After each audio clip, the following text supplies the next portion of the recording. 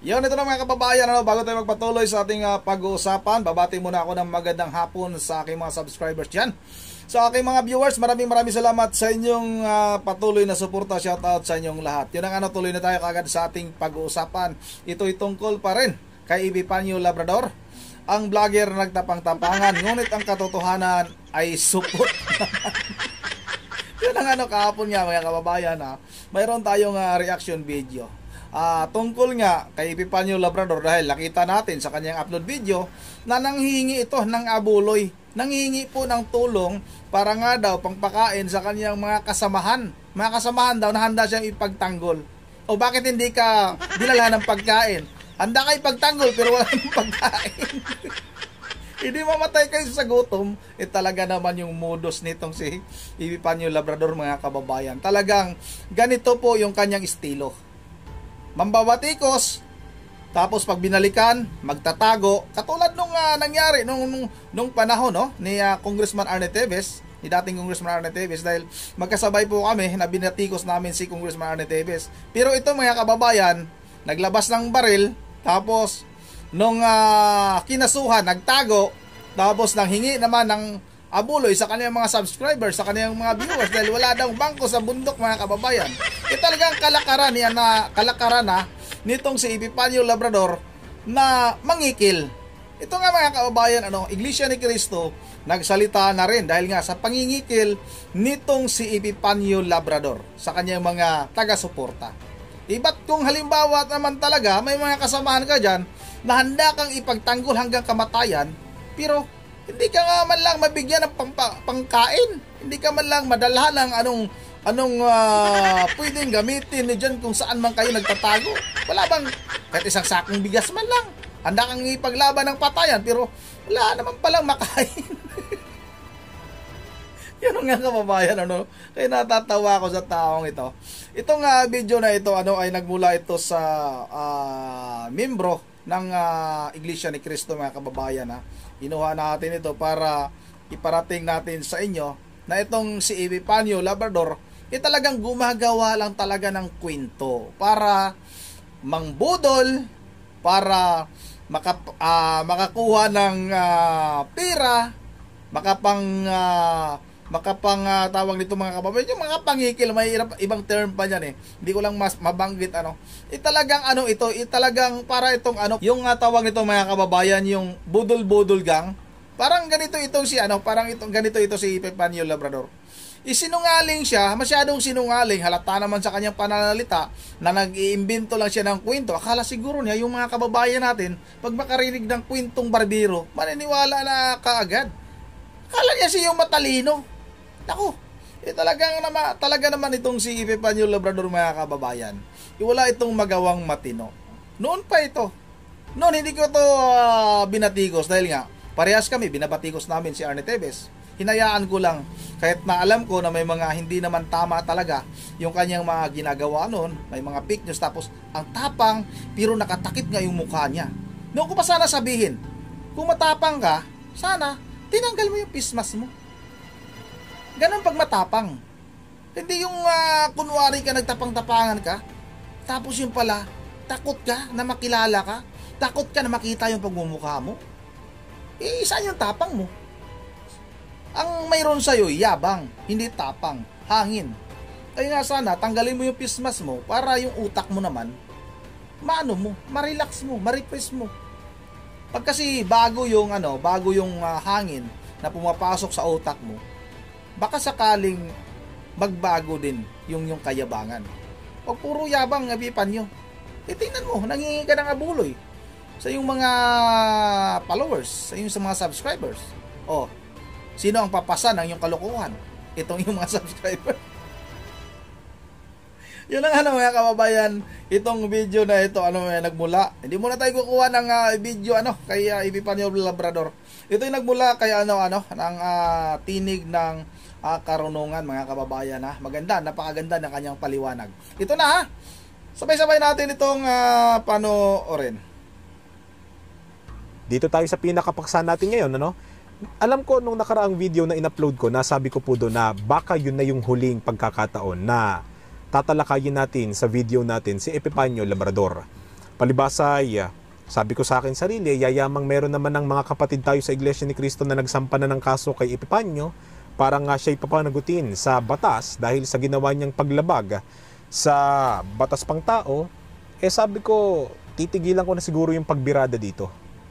Titigilan ko na siguro yung pag-expose sa kanya, sa kanyang mga kalokohan. Yayamang meron naman ng batas na poproseso sa kanya. Meron namang kumbaga gumugulong na yung hustisya para sa mga taong niyurakan niya, ininsulto at pinagbantaan niya. Nga lang, nang siya ay nag-upload ng video, hindi ko na talaga din pinapanood Nga lang, itong si The Wonders Philippines, talagang nakasubaybay ang ating kapatid dyan, ano? Kasi talagang nagdadamdam si Ka-Wonders dyan Tinawagan ako ni The Wonders Philippines at ipinaalam sa akin na, Tol, sabi niya, sa tawag, nag-upload si Epifanio Labrador. O sabi ko, anong meron? Binabanatan na naman tayo. Oo, sabi ko, wala namang bago doon. Hindi, meron. Ano ka ako? Nanghihingi na ng pera sa kanyang mga manonood, sa kanyang mga taga-subaybay. Sabi ko, eto ang pinakamagandang i-expose sa kanya. Nanghihingi na si Epifanio Labrador ng pera, ng tulong at suporta sa kanyang mga manonood. Nga lang, kung papanoorin niyo yung video, mga kababayan, mga kapatid, matatawa ka na naman. Bakit ka matatawa? Sa panghihingi ni Epifanio Labrador, ang kanyang idinadahilan bilang pagsuporta daw sa kanya at dun sa mga taong nakikiisa sa kanya. Kesyo gagamitin daw niya yung salaping iyon na kanyang hinihingi para pakainin daw yung mga tao na sumusuporta at nakikiisa sa kanya. Kasi hindi daw sapat yung sahod niya, siguro yung tinutukoy niya, yung sahod niya sa YouTube, ano? Hindi raw sapat yung sahod niya para pakainin daw yung mga tao na nakikiisa sa kanya. Meron pa na mamaya ay i-expose ko kung bakit nang hihingi ito ng pera, ng lilimos na ano. Pero ang sinasabi ko dito, ginagamit na naman ni Epifanio Labrador ang kanyang kasinungalingan at paggawa ng kwento para lang makapanghut-hut sa mga nauuto niya sa kanyang channel. Totoo yan. Bagay na masasabi nating hindi tayo ang abusado gaya ng ipinaparatang na Epifanio, kundi siya mismo. Tama. Bukod sa nang yuyurak na siya ng ibang tao, nang iinsulto, gumagawa ng mga kasinungalingan para siraan ng relihiyon, at bukod sa masama niyang pagbabanta na talagang abusado na, doon pa lang abusado na, nang hihingi na ngayon ng salapi.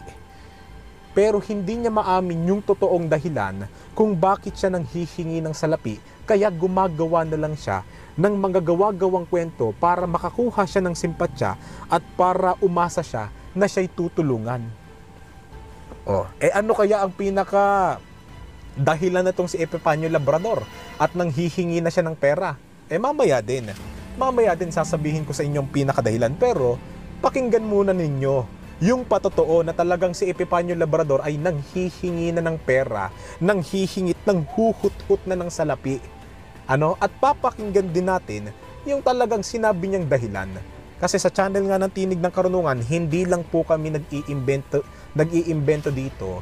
Hindi lang kami gumagawa-gawa ng mga sitwasyon o ng mga impormasyon na wala namang katotohanan at lalong walang ebidensya para lang makapanira ng iba. Kasi may mga nagko-comment na sa atin sa mga comment section ng ating mga videos na kesyo, mga alagad ito ni Epifanio na sinasabi, totoo naman anya yung sinasabi ni Epifanio Labrador. Bakit anya kayo nagagalit? Meron namang katotohanan. Sabi ko tuloy doon sa isang nag-comment na tuta ni Epifanio, katotohanan ba ang isang bagay na walang ebidensya? Yun, tama yun. Katotohanan ba yung isang bagay na gawa-gawa lang? Katotohanan ba yung isang bagay na ginawa lang ng isang malisyosong pag-iisip para lang makapanira? Hindi ba't iyon ay hindi katotohanan kundi kasinungalingan? Hindi na nag-reply. Ewan ko kung natauhan ba yon o nasupalpal kasi natin. Pero di bale. Yun yung amo nila na si Epifanio, nabubutatan natin. Paano pa kaya yung mga alagad niya na kulang din sa katwiran? Pero panoorin na natin yung video ng panghihingi ni Epifanio Labrador sa kanyang mga nauuto. Ito ha, nag-save ulit ako. Yung parting pong yan, yung bahaging kinat ko, yan yung parte na kung saan nang hihingi siya. Kasi yan ang pag-uusapan natin ngayon Pakinggan ninyo. Alam ko kaya malalakas loob ninyo mga hinayupak kayo dahil may pera kayo, may impluwensya kayo, Iglesia may ni Cristo mga ang mga demonyong katulad tinutukoy ninyo. niya. Pero di nyo ako matatakot. Mga kababayan, mga kapatid, mapatid ko muna kayo saglit ha. Sabi niya, may impluwensya ang Iglesia ni Cristo, di ba? Kumbaga, sinasabi niya makapangyarihan, pero sabi niya, hindi nyo ako matatakot. Yan ang unang-una ninyong tatandaan na hindi daw natatakot si Epipanyo Labrador sa atin. Yan ang una niyang stand ha. Tandaan niyo yan dito sa pinapanood natin. Hindi natatakot si Epipanyo Labrador. Okay, next. Kaya nga mga kababayan, itong darating na ilang araw, Ito na. bini-prepare lang namin. So marami na kasi nakikisa. Gumagawa na ng may kwento. tumutulong na sa ating iba't ibang mga reliyon. Inilalatag lang nila yung mga ebidensya sa mga katiwalian, kalokohan ng Iglesia ni Manalo. So ako po yung front nila ngayon. Kita ninyo ang kabulaanan ng taong to. Naging superhero bigla. Siya, sabi niya, may iba't ibang religion na ang nagkakaisa at sabi niya nagtitipon-tipon na sila ng mga ebidensya laban daw sa Iglesia ni Cristo. Yung tinutukoy niya kasing Iglesia ni Manalo, alam niyo na kung sino ang pinapatamaan niyan, di ba? Alam mo naman kapag kritiko ng Iglesia ni Cristo, isa yan sa mga pambara nila di ba? Kasi wala nang bago di ba? Luma na yung ganyang tugtugin pero dahil sa wala na silang maisip na ibang ipapasaring sa atin, yan na ginagamit nilang termino. Ang totoo na debunk na yan.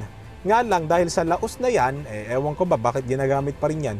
Pero di ba, sabi ni Epipanyo, siya raw yung front ng mga religion na nagtitipon-tipon na ng ebidensya. Ang akin naman, kung totoo man na may mga religion na nagkakaisa at front si Epipanyo, bakit hindi man lang nababalita? Baptist yun, kaya pero sige, hindi lang naman balita ang source natin, di ba? Pero bakit wala tayong nakikita sa social media? Bakit wala man lang nagpo-post na, opo, tama si Epipanyo Labrador, ito po ebidensya na nagtitipon-tipon kami tapos may picture. 'Di ba? Yung picture sana nandun yung mga kahit man lang hindi kita yung mukha pero nasa isang meeting kayo, 'di ba? Nandun si Epipanyo. O di kaya nandun yung messages, 'di ba? Nandun yung convo na ito gagawin natin, may GC sila, 'di ba? Ganun sana, kaso wala Wala talaga. Katunayan lang na gumagawa-gawa ng kwento itong taong ito. Di po ba? Bakit gumagawa-gawa ng kwento? Ito, pakinggan ninyo. So, hinihingi ko lang po yung panalangin at suporta po ng ating mga kababayan. So, ngayon po, may mga kasama po ako dito na gusto nilang sumama sa akin. So, siyempre, alam niyo naman ang buhay natin. So, ang hinihingi ko lang po sa ating mga masusugid na supporter, sana po isuportahan nyo po kami financially kasi siyempre hindi ko naman po kayang kung ako lang kukulangin po yung sweldo ko para po pakainin itong mga kasama ko ngayon dito. Paano hindi kukulangin nilalangaw YouTube channel mo? Isipin mo, matagal ka na sa YouTube. Samantalang itong tinig ng karunungan, Epipanyo. Wala pang 10 itong video na in-upload ko dito Tapos yung views mo, kung hindi mo tatalakayin ng Iglesia ni Cristo, hindi naman umaabot ng 100,000. Ang totoo, tinapik mo na't lahat ang Iglesia ni Cristo. Hindi ka naman umaabot ng 100,000. Kung may umabot mang 100,000 sa'yo, yung unang bugso ng i-insulto mo sa amin. Pero yung mga sumunod, ilan na lang. Hindi umaabot ng 100,000. Talagang yung sahod mo, hindi kakayanin. Hindi dahil sa may kasama ka talaga dyan. Kundi nilalangaw talaga YouTube channel mo. Kaya humahawak ka na lang sa Iglesia ni Cristo. Kasi alam mo, na dito ka makakakubra ng maraming viewers. Para nga kaching-kaching ka, 'di ba? Pero nakita ninyo yung ginagawang pang-mind condition ni Epipanyo Labrador sa mga tao, lalo sa mga nauuto niya. Una, hinanayan niya ng pagkaganda-gandang hanay na kesyo maraming nakikiisa. Pinalabas niya sa taong bayan na marami nang humisimpatya. Pinapalabas niya sa taong bayan na marami nang kumakampi sa kanya. Bakit niya ginagawa yan? Kasi gusto niyang ipaunawa sa taong bayan na sa pamamagitan ng paggawa ng mga ganong impormasyon at kwento, akala niya yung mga manonood sa kanya iisipin, totoo tong si Epipanyo Labrador kasi marami nang nakikiisa sa kanya. Pero pag tinanong mo ng ebidensya, pagka hiningian mo ng ebidensya, walang maipakita. Bakit?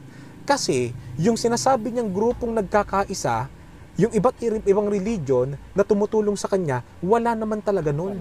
At kung meron bang nauuto, itong taong ito, katulad niya. Katulad niya na ayokong banggitin Bagaman may katotohanan, pero masakit sa pandinig. 'Di ba? Sapagkat ang katotohanan ay talagang masakit pakinggan. Pero yun nga, ang sinasabi ko dito, katulad lang ni Epifanio Labrador, yung mga naniniwala sa kanya. Ito na. Pagkahanay na talagang marami na anyang nakikisimpatya sa kanya para nga ipalabas na totoo yung sinasabi niya, biglang nanghingi. Bukod daw sa panalangin at suporta, baka daw pwede siyang tulungan ng kanyang mga supporter. 'Di ba? Na financially. Kasi daw, yung mga kasama daw niya doon, talagang hindi niya ma-accommodate at lalong hindi niya mapapakain. Ang akin naman, etong si Epifanio, sabi niya, maraming tumutulong sa kanya. 'Di ba? Maraming tumutulong sa kanya. Tapos ngayon, yung mga nakiisa, siya na yung tutulong dapat. Bakit, Epifanio? Anong uri ba yung tumutulong sa'yo? Ha? Akala ko ba ikaw ang tinutulungan nila? Bakit sa sinabi mo, nung nanghingi ka ng pera, para bang ikaw na yung kailangang tumulong sa kanila? Bakit, Epifanio? Kukup-kupin mo ba yan kung saan ka nakatira? Patitirahin mo ba yan kung saan ka nananahan ngayon? Gagawin mo bang tila kamag-anak yung mga yan na kung saan yung bahay mo magiging bootcamp? Parang ganun ang labas Di ba? Tapos kailangan mo pang pakainin? Bakit, Epifanio? Akala ko ba ikaw ang maraming taga-simpatya sa'yo at maraming tumutulong? Tama. Bakit ngayon naglalabas ka ng ganitong video na humihingi ka ngayon ng tulong pinansyal? Bakit? Kung totoong marami nang sumisimpatya sa'yo, dapat nung una pa lang, humihingi ka na ng salapi para talagang meron kang ipangkain sa kanila. Kaso bakit ka nga lang ngayon nang hihingi? Alam niyo kung bakit, mga kababayan, mga kapatid?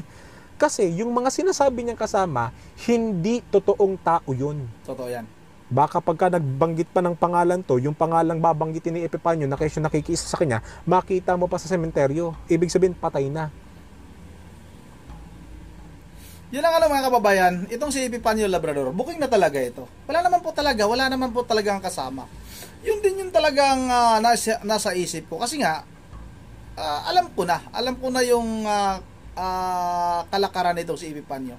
Noon nga, nanghingi din ito ng abuloy, no? Nung nagtatago ito. Andyan si Ma'am Edisa Borby.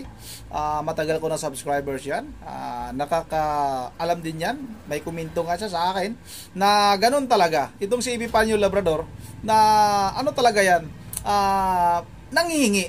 Kunwari yan, nagtapang-tapangan, batikusin yung isang tao. Ito naman, itong pamunuan ng Iglesia ni Cristo. Tapos, kunwari, inaapi na, nagtatago na siya ngayon. Tapos, manghingi ngayon siya ng abuloy. Mangingikil nga sa kanyang mga Ito talaga ang dapat tingnan ng ating mga kababayan. At yung mga sumusuporta sa kanya, bakit kayo magpauto? Alam ko mayroong mga nagkukomento dyan sa aking mga upload na kumakampi kay Epifanio Labrador. Wala tayong magawa. Kasi nabudol kayo. Mangbubudol si Epifanio Labrador. Talaga katotohanan, mga kababayan. Nabuking na siya ngayon, tapos nabuking siya ng Iglesia ni Cristo. Na yun pala talaga ang habol nito. Kunwari, nagtatago na ako. Kailangan ko ng ganito, kailangan ko ng tulong, pangpakain. Bakit yung mga tumutulong sa iyo, sinasabi mong marami ng relihiyon ang sumusuporta sa iyo, mayroon pang mga politiko, bakit hindi ka malang makapanghingi ng isang sakong bigas doon? Baka yung relihiyon na sinasabi mo, mayroon tayong alam na pastor dyan, na isang congressman.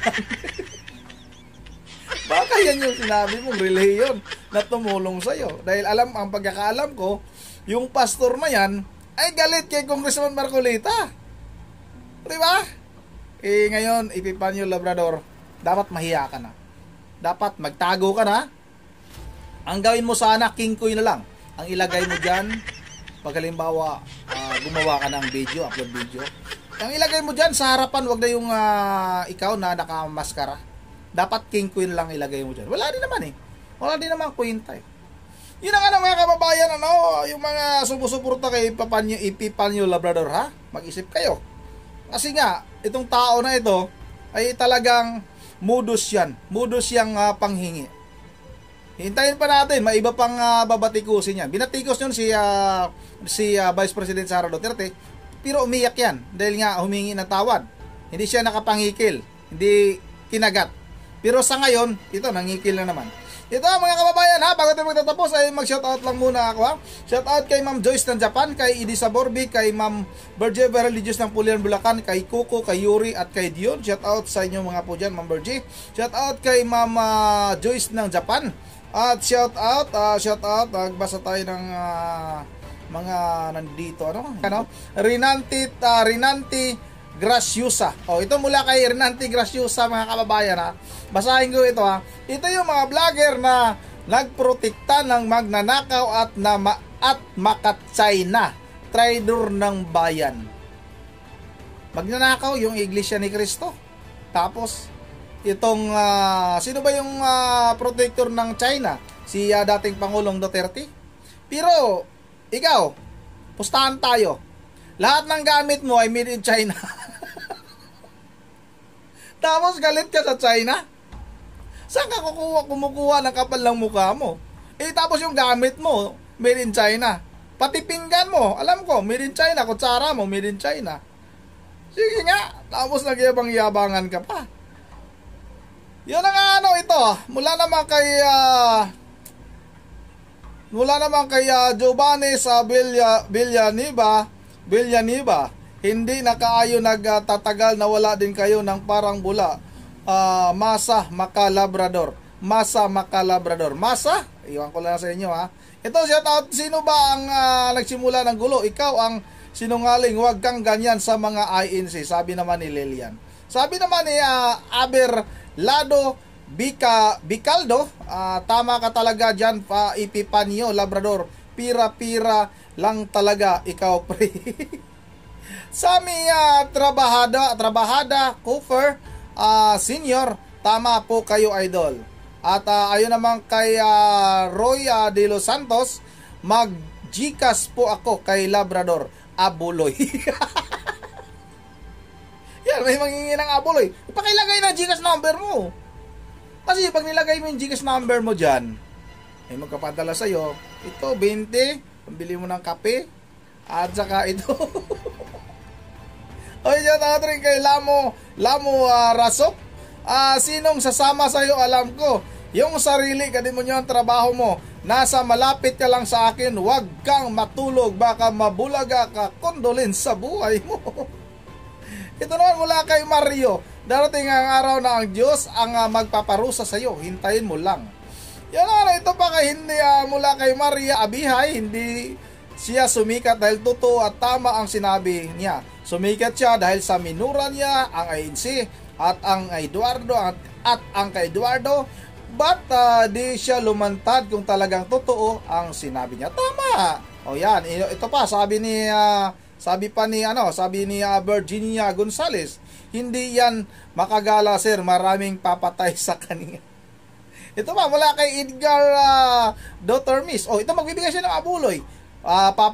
Padalhan mo ng kabaong. Yun na dito lang muna, medyo madilim na. Once again, this is Rondy TV. May lahat. God bless bawat isa sa atin.